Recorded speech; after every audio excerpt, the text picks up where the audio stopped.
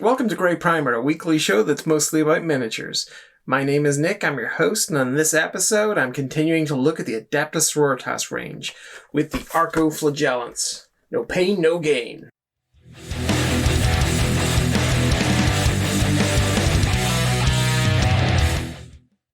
I'm sure there are some good jobs in the 41st millennium, but Arco-flagellant or flagellant or mind-wiped lash-limbed berserker, that's not a good job. That's right at the bottom. I mean, for sure, you're in service of the Emperor, so you're getting to head off to the famous battle places and do things that will be remembered for eternity. You're part of that.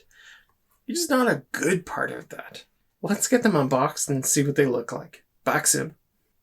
Okay, so Arco-flagellants are put into battle alongside Adepta Sororitas when they get to a point where they're about to be unleashed onto the enemy. They are injected with a whole bunch of drugs through these systems that are built into their heads and bodies. And they're just kind of sent off in like a crazed berserk rage towards the enemy, with absolutely no thought for their own safety. And according to the Codex, the people sentenced to this fate are subjected to a prolonged and agonizing process of physical modification and spiritual cleansing. Limbs are pulled apart, refitted with cybernetic weaponry and subdermal stimulant pumps, and the victim is then fitted with a pacifier helm, which is rooted deeply into their spine and cerebellum. This device floods the Arco-flagellant senses with sacred imagery and verses from the blessed text of the Imperial Creed. This sensory overload renders the subject docile and amenable to instruction, allowing their priest handlers to direct them.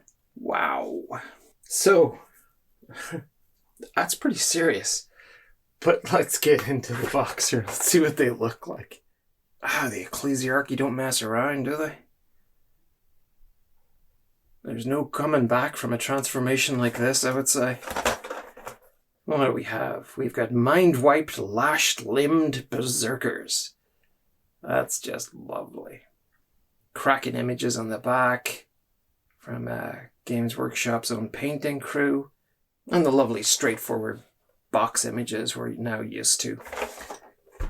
Let's get in here. 2 sprues. I didn't even check how many miniatures are in this. So 10. Okay, so 10 minis. I got 2 sprues. Are they identical? Yes, they are. Cool. Okay, so we'll just look at one of those. And they come with 25mm bases. You have a color instruction manual, breaking it down into how to build each of the variants. The only one I can see named anything different is this one here, the Endurant, which I saw on the back cover as well.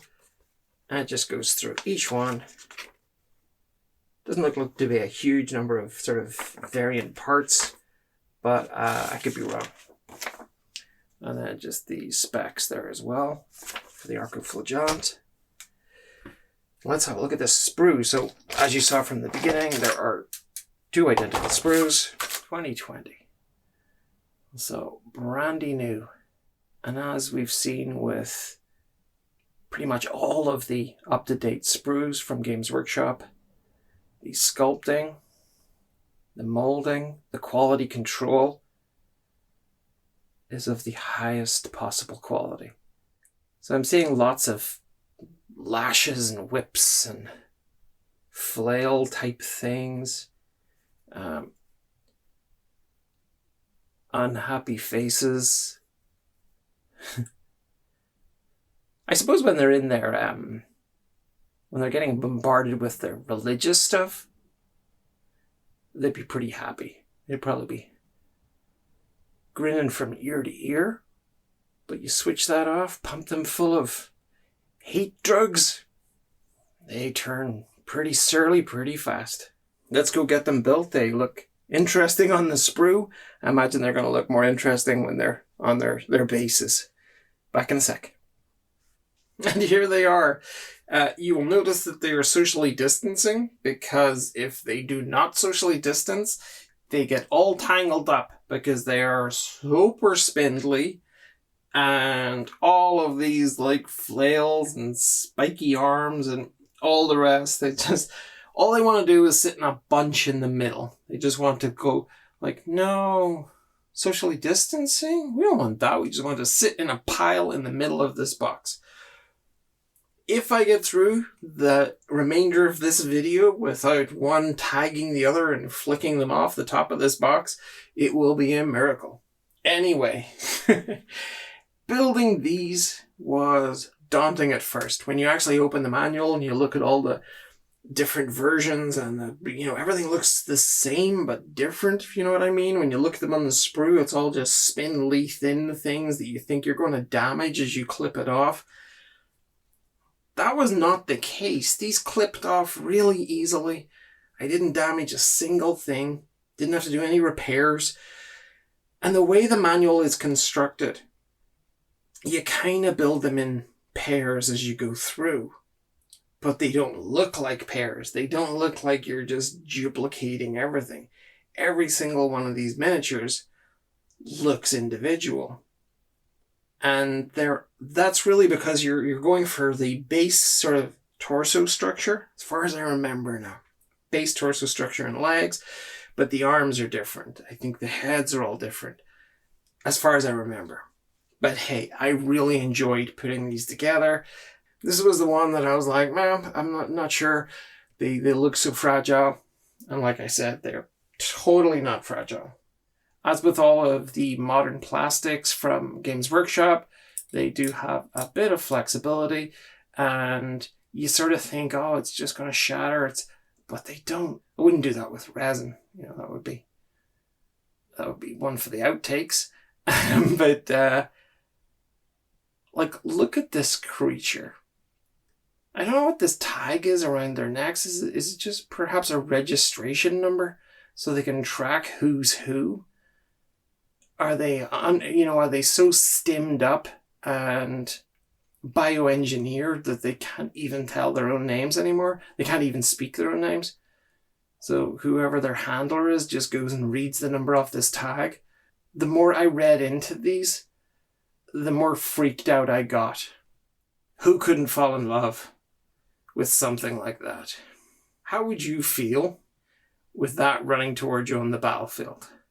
And then how would you feel with their 9 friends coming alongside them? This is someone who is absolutely at full sprint, nothing in their head but the doling out of pain and punishment.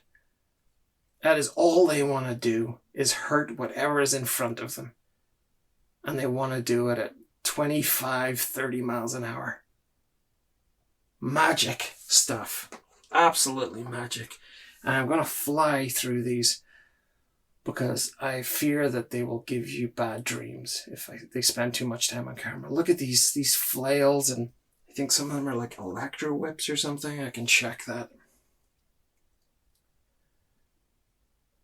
And this is not something they're holding. This is something that's grafted onto their arm. These weapons are not a thing of choice.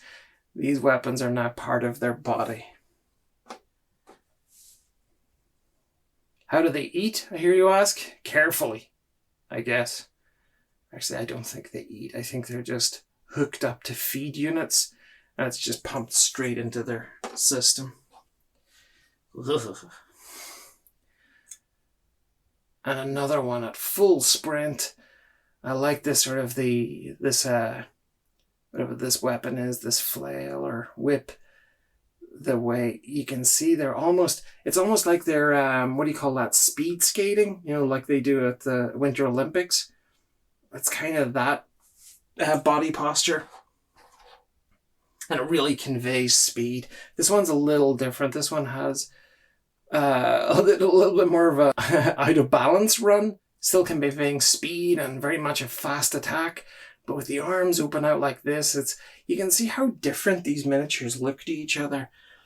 While the weapons and the bodies and everything are very much from the same stock, the actual miniatures, when constructed, stand alone as individuals. And that's really clever how they've done that. Again, you see that name tag or number tag around the neck.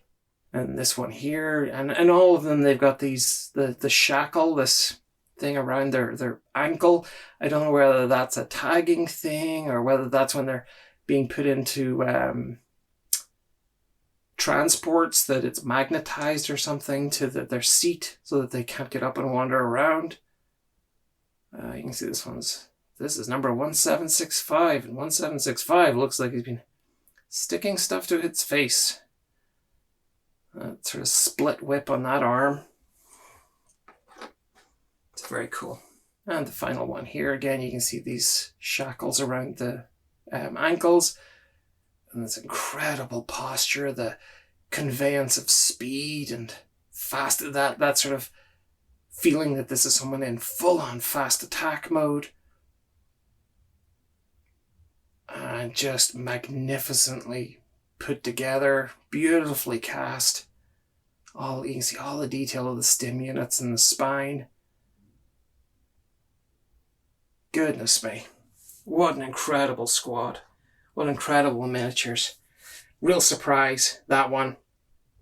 They are a pain for tagging onto each other. I just realized I got through the video with one of them flicking another one off into the oblivion or trying to hug another one inappropriately on camera. Yeah, that's the only pain point, is that they do when they're beside each other.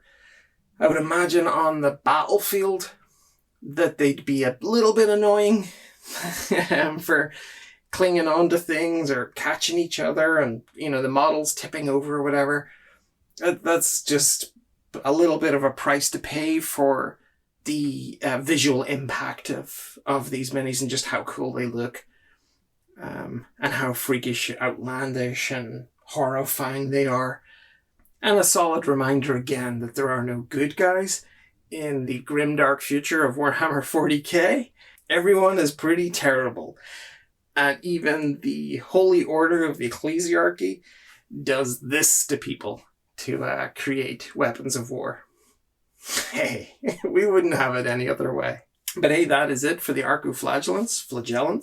And I will be back in the next episode with some serious rolling armor. You want music while you fight? You want to fill organ tubes with a whole bunch of missiles and have your tank driver firing missiles as they play the organ? You want all that? Then you're going to want to watch the Exorcist unboxing and review next week. The strangest concept for a tank I've ever seen. And I really shouldn't be surprised anymore. But there it is. The grimdark continues in a musical episode next time on GrayPrimer as I unbox that Exorcist. For now, please like, share, and subscribe if you're enjoying these videos. Take care. I'll see you soon. Bye-bye.